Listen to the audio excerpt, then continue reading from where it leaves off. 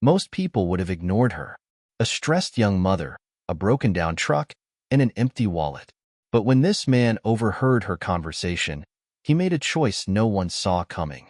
Phil sat in his worn-out recliner, the morning sun streaming through the kitchen window, illuminating the countless memories scattered across his modest home. A framed picture of his late wife sat on the shelf, her gentle smile frozen in time. He took a sip of his black coffee, the bitter warmth a stark contrast to the cold emptiness of his house. It had been years since she passed, but the ache never fully left. Still, life went on, and so did Phil's quiet routines. Each morning, the same cup of coffee, the same drive to the tire shop for his routine maintenance. Today was no different. Or so he thought. Phil wasn't one to attract attention. A retired veteran, he carried a silent dignity that few noticed and even fewer understood. But beneath that weathered exterior was a heart that had seen both war and kindness, and somehow it had chosen the latter. Over the years, he'd made it his mission to pay forward the good that life had once shown him in its rare, fleeting moments. There were stories, ones Phil never told. The time he slipped an envelope of cash under a neighbor's door when their house was on the brink of foreclosure. The countless meals he'd paid for, unnoticed, in diners across town. And yet, Phil never asked for recognition. To him, kindness was best when it was invisible. As he pulled into the familiar tire shop, the familiar hum of machinery and the smell of burning rubber filled the air. Another routine checkup, another quiet morning. But fate, it seemed, had other plans. Elsewhere in the city, Alex gripped the steering wheel tighter than usual. The job interview was in less than an hour, and the universe, as always, had its twisted sense of timing. A harsh thud had pulled her to the side of the road, revealing the culprit, a flat tire. "Not now," she whispered, glancing in the rearview mirror at her daughter, Layla, who was blissfully humming to herself, unaware of the storm raging within her mother. Alex exhaled sharply, swallowing the lump in her throat. Being a single mother was never part of the plan. There was a time when she had it all, a stable job, a happy home, a future she could actually see. But after the divorce, life became an endless series of sacrifices. One by one, pieces of her former life had slipped away. First the house, then the car upgrades, and eventually, even the little luxuries like Friday night takeout. Now, standing at the edge of survival, she had learned to mask her fears behind a strained smile. Today's interview was supposed to be a turning point, but the universe had delivered another obstacle. "Mommy, are we going to be late?" Layla's voice, soft but filled with worry, broke Alex's thoughts. She turned around and forced a smile. "No, sweetie, we just need a quick fix." Quick fix. If only life worked that way. With a deep breath, Alex pulled into the nearest tire shop, a place she hadn't visited in years. She stepped out, holding Layla's tiny hand, trying to ignore the weight of the anxiety pressing against her chest. The shop was a bustling symphony of clanking wrenches, air compressors hissing, and the steady beat of a rock song humming from an old radio in the corner. The acrid smell of burnt rubber filled the air, mixing with the faint scent of motor oil that clung to every surface. Phil sat in the waiting area, flipping through an outdated magazine, but his eyes caught movement at the entrance. A young woman, holding a little girl, her face lined with exhaustion but softened by the love she had for the child clinging to her side. He didn't know why, but something about her reminded him of his own daughter, long grown and living far away. The mechanic at the front desk greeted Alex with a professional nod and listened intently as she explained the situation. He knelt by the Silverado, inspecting the damage, then looked up with a grim expression. "Ma'am, it's not just the flat tire," he said, wiping his hands on a rag. "All 4 of your tires are shot. You're gonna need a full replacement." Alex's stomach twisted. She barely had enough to cover a single tire, let alone 4. She did the mental math. Rent was due in a week, groceries were running low, and now this? "I'm sorry, I can't afford that right now," she stammered, avoiding the mechanic's gaze. "Can you just patch the flat?" The mechanic hesitated, his face a mixture of pity and professionalism. "Honestly, ma'am, I wouldn't recommend it. Those tires are dangerously worn. It's not safe to drive on them." Alex felt her knees weaken. Layla tugged on her sleeve, looking up with innocent eyes. "Mommy, is it bad?" Phil watched from the waiting area, his gaze steady but unreadable. He had seen that look before. Hopelessness, despair. He'd worn it himself, decades ago. His fingers tightened around his cane as memories flooded back. A younger Phil, stranded on the side of the road after his first tour of duty, when a stranger had pulled over, handed him some cash, and disappeared before he could say thank you. And suddenly, Phil stood. He didn't overthink it. He didn't weigh the pros and cons. In that moment, all he saw was a mother trying to hold everything together for the sake of her child. "I'll cover it," Phil's voice, steady and unwavering, cut through the noise of the shop. Alex turned, startled. "I'm sorry, what?" Phil stepped forward, nodding to the mechanic. "Put 4 new tires on her truck. I'll take care of it." For a moment, the entire shop seemed to pause. The employees exchanged glances, customers looked up from their phones. Even Layla's eyes widened in wonder. I can't accept that," Alex stuttered, overwhelmed by the sheer generosity of the stranger before her. Phil smiled, his blue eyes kind but firm. "Don't think of it as a handout," he said gently. "Just pay it forward when you can." Alex felt tears sting her eyes, a mixture of relief and gratitude. She wanted to argue, to protest, but deep down, she knew. This was one of those rare, precious moments when life handed you an unexpected gift. "Thank you," she whispered, barely able to find her voice. Phil simply nodded, his gaze lingering on Layla, who smiled up at him with an innocent awe, as if he were some kind of superhero. And just like that, the tires were changed. Alex left with a heart lighter than it had been in years, and Phil returned to his coffee, content in the knowledge that some debts in life weren't meant to be repaid, only passed on. The mechanic's words hit Alex like a freight train. "For new tires." 4. She felt her stomach churn, the digits swimming in her head like a cruel joke. $800, maybe $1,000. Money she didn't have. Money she wouldn't have. Her fingers trembled as she gripped the phone, dialing the first number that came to mind, her sister. The line rang once, twice. "Please, pick up," she whispered under her breath. Finally, a voice. "Hey, Alex, what's up?" Alex swallowed hard, forcing a casual tone. "Hey, I hate to ask, but—" Before she could finish, the voice on the other end cut her off. "Alex, if this is about money, I really can't right now. Things are tight, you know?" She forced a weak chuckle. "Yeah, I know. No worries." Click. Alex exhaled shakily, her grip tightening on the phone as she scrolled to another name. "Mom." But she hesitated. She already knew what the answer would be. Another sigh, another excuse, and maybe, just maybe, another reminder of how she should have figured things out by now. Her hand dropped to her side. "Mommy, are we gonna be okay?" Layla's voice cut through the air, sweet but laced with concern. Alex turned to see those wide, innocent eyes staring up at her. The weight of the moment pressed heavier on her chest. She crouched down, forcing a smile. "Of course, baby. Mommy just needs to figure something out." But the truth clung to her like a second skin. She had no idea how. Behind the counter, the mechanic shifted awkwardly, avoiding eye contact. He'd seen it before. The look of quiet desperation, the way people hesitated before pulling out a maxed-out credit card, hoping it would still go through. But this woman? She didn't even reach for her wallet. She just stood there, frozen.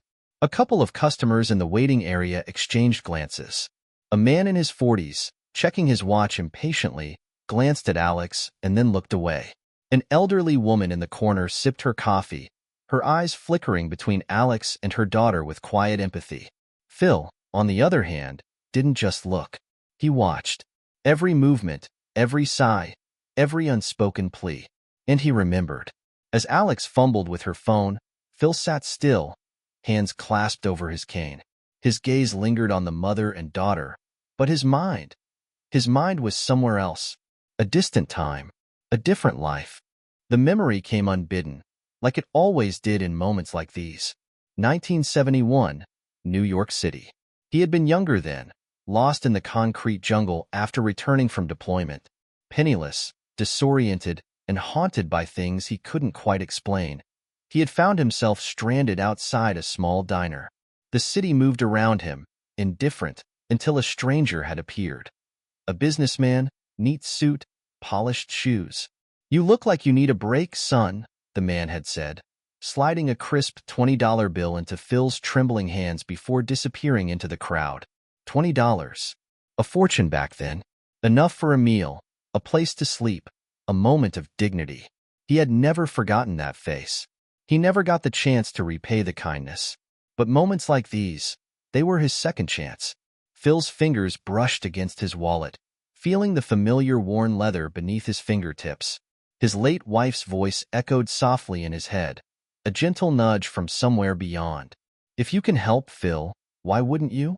He let out a long breath, his decision already made before he even stood up.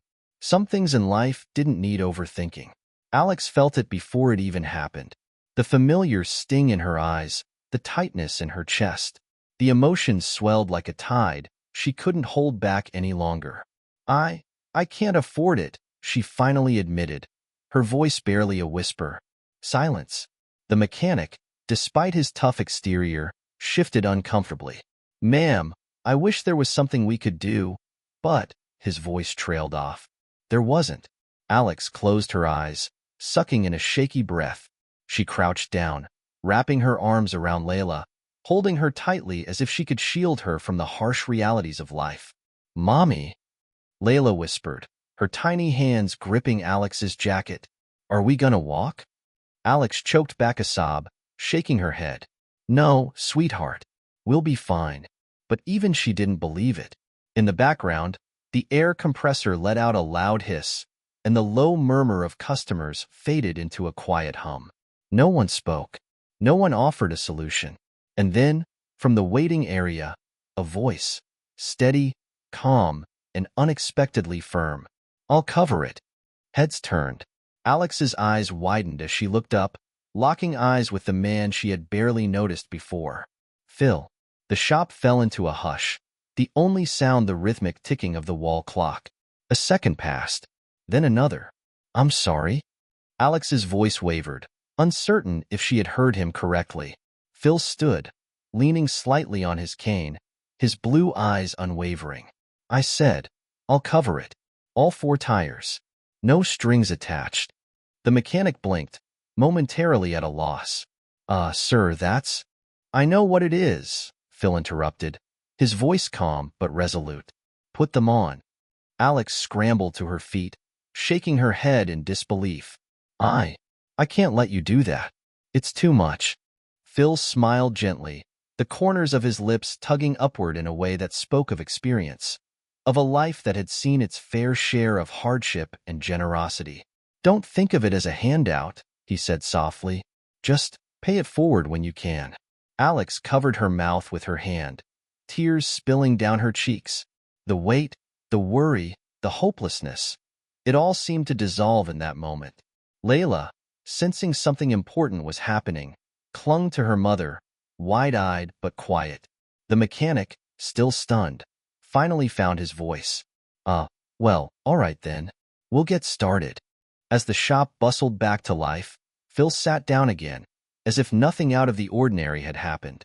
But something had, and everyone in the room knew it. Alex wiped her eyes, looking at him with gratitude so profound she couldn't put it into words. "Thank you," she whispered. Phil nodded once, sipping his now-cold coffee, content in the knowledge that some debts weren't meant to be repaid, only passed on. The air in the tire shop felt thick, heavy with the weight of Alex's despair. Her fingers trembled as she clutched her daughter's hand, her mind racing for a solution that simply didn't exist. And then, cutting through the haze of hopelessness like a beacon, came the words that would change everything. "I'll buy all 4 tires for her." The voice was steady, certain, and belonged to Phil. For a moment, the world seemed to pause. The mechanic, mid-sentence, blinked in disbelief. Alex's breath hitched, and she turned slowly, her eyes locking onto the elderly man who now stood at the counter. The waiting customers, once preoccupied with their phones and magazines, looked up in silent astonishment. Alex felt the blood drain from her face. "I'm sorry, what?" Her voice wavered, unsure if she had misheard him. Phil, calm as ever, met her gaze with a small smile. "I said, I'll cover the cost." He slid his worn leather wallet onto the counter, tapping it lightly as if the decision was already made. "Put 4 new tires on her truck." The mechanic scratched the back of his head, eyes darting between Phil and Alex. "Sir, are you sure? That's a lot of money." Phil nodded, his voice unwavering. "I know what it is." Alex shook her head, taking a cautious step closer, as if trying to decipher his intentions. I don't understand. Why would you do this for me? You don't even know me." Phil's expression softened, and for a moment, the years in his eyes seemed to stretch far beyond the confines of the tire shop. "Because," he said gently, "someone once did it for me." The shop was silent, save for the distant hum of machinery. Alex stood frozen, her heart pounding. She wanted to believe this was real, but a lifetime of struggles had taught her otherwise. There had to be a catch, right? "But I can't pay you back," she whispered, her voice cracking with the weight of humility. Phil chuckled, a sound filled with warmth and something else, something that felt a lot like understanding. "I'm not asking you to," he said. "I had someone do this for me once, a long time ago. I was a young soldier, lost and broke in a city I didn't know. A stranger helped me, no questions asked, told me to pay it forward when I could." His eyes, clouded with memories, drifted for a second before settling back on Alex. "And now it's my turn." A hush fell over the shop. The mechanic swallowed hard, visibly moved. A woman sitting in the waiting area dabbed at the corner of her eyes. Even the man who had impatiently checked his watch earlier now seemed to be caught in the moment, his demeanor softening. Layla, oblivious to the complexities of adult life but sensing the gravity of the moment, tugged at Alex's sleeve and whispered, "Mommy, is he a superhero?" A tear slipped down Alex's cheek as she let out a shaky laugh, crouching down to hug her daughter. "Maybe he is, sweetheart." Then, from the corner of the shop, another voice spoke up. "You know," an older man near the coffee machine said, clearing his throat, "something like this happened to me once too. Lost my job, didn't know how I was going to make it. A friend covered my rent and told me to pass it on when I could. Changed my whole life." The woman next to him nodded, adding, "I was at the grocery store once with my kids, couldn't afford the bill. A lady behind me paid for everything and just walked away." She smiled through misty eyes. "I've never forgotten that." It was as if Phil's simple act of kindness had unlocked something within everyone in the room. A shared experience, a reminder that goodness, however rare it seemed, was still very much alive. The mechanic, visibly moved, turned to Phil. "Sir, you know what? We'll take care of the labor cost. It's the least we can do." Phil nodded in appreciation, but his focus remained on Alex. "Do we have a deal?" he asked gently. Alex wiped at her tears, nodding slowly. Yes, we do." As the workers got to replacing the tires, Alex sat down beside Phil, the weight in her chest slowly lifting, replaced with something she hadn't felt in a long time. "Hope. I don't know how to thank you," she said, her voice barely above a whisper. Phil looked at her kindly. "You don't need to. Just promise me one thing." He paused, his eyes locking onto hers with a quiet intensity. "When you get the chance to help someone, don't hesitate. Pay it forward." Alex took a deep breath, looking down at her daughter, who was now watching the mechanics with innocent fascination. She thought of all the nights she'd spent lying awake, worrying about how to keep going, how to be strong for Layla. And now, here was a stranger offering her not just help, but a new perspective, an opportunity to break the cycle of hardship with kindness. "I will," she promised, her voice filled with newfound conviction. "I swear I will." Phil smiled, a genuine smile that reached his eyes. "That's all I need to hear." The tires were replaced. Alex stood outside the shop, staring at her truck as if it were suddenly something new, something filled with possibility. Layla clung to her side, her small hands wrapped around Alex's arm. Phil tipped his cap, ready to leave, but Alex called out, "Wait." She rushed forward, hesitation in her step. Can I have your number? To let you know when I pay it forward? Phil chuckled, shaking his head. No need, kid. I trust you'll do the right thing. He nodded at Layla. Besides, you've got your hands full. Just take care of her. Alex watched as Phil walked to his car, a beat-up old sedan that had clearly seen better days. As he drove off, she realized she didn't even know his last name. But maybe, she thought, that was the point. Inside the shop, the atmosphere had shifted. Conversations were softer, warmer. The customers who had once been strangers now exchanged glances that felt more like understanding rather than indifference. It was just one man, one act of kindness, but it had a ripple effect no one could deny.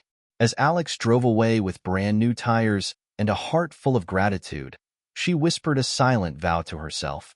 The next time she saw someone in need, she wouldn't hesitate. And maybe, just maybe, that was how kindness worked, one good deed at a time. As Alex drove away from the tire shop that day, something inside her felt different.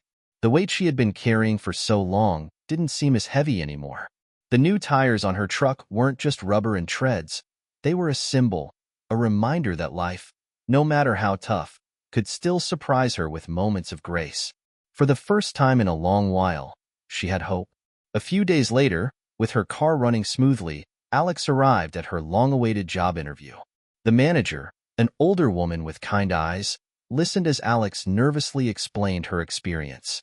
She half expected rejection, but instead, the woman smiled.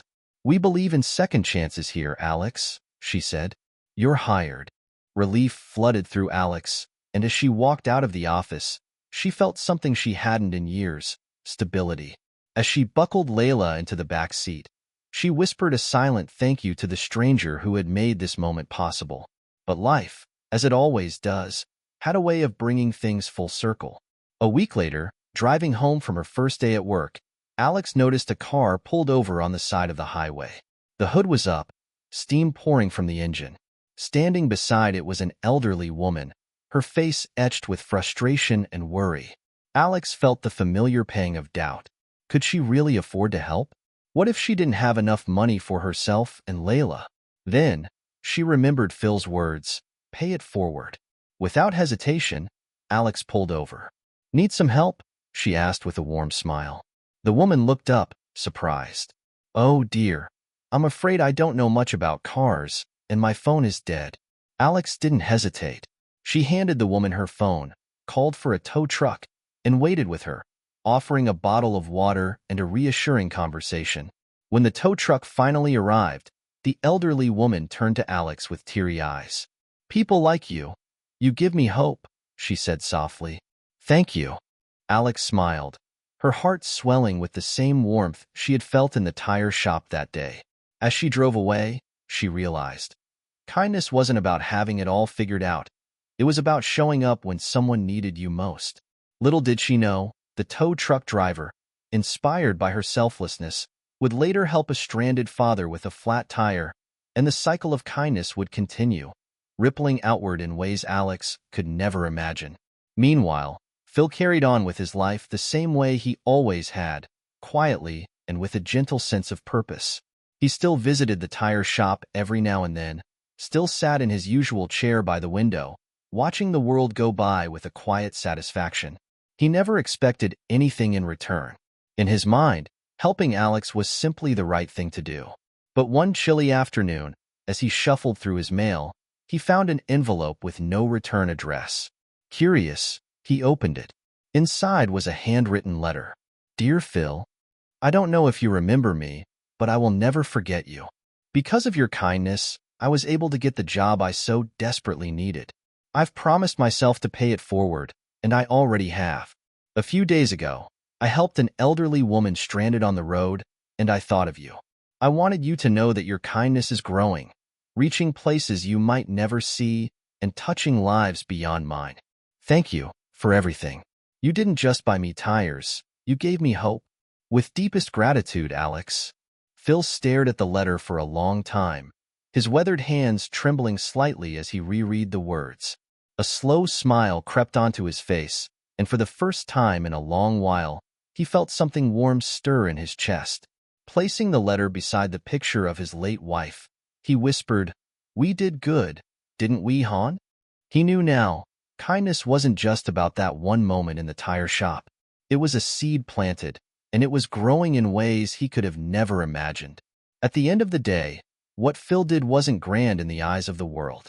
It didn't make headlines, didn't go viral overnight. But to Alex, to Layla, to the strangers who felt the ripple effect of his kindness, it meant everything. And that's the thing about kindness. It doesn't need to be loud. It doesn't need recognition. It only needs to be done. This story serves as a gentle reminder to everyone watching. You don't have to be wealthy to be generous. You don't have to know someone to help them. And you don't need a reason to be kind. The next time you see someone struggling, whether it's a tired mother at a gas station, a stranger short on change at the grocery store, or a friend who just needs to hear a kind word, remember Phil. Remember that a small act of kindness can plant seeds of hope in ways you may never see. And so, as Alex drives forward with her new job, as Phil continues his quiet routine, and as countless others take inspiration from this simple yet profound act, one question remains. Who will you help today?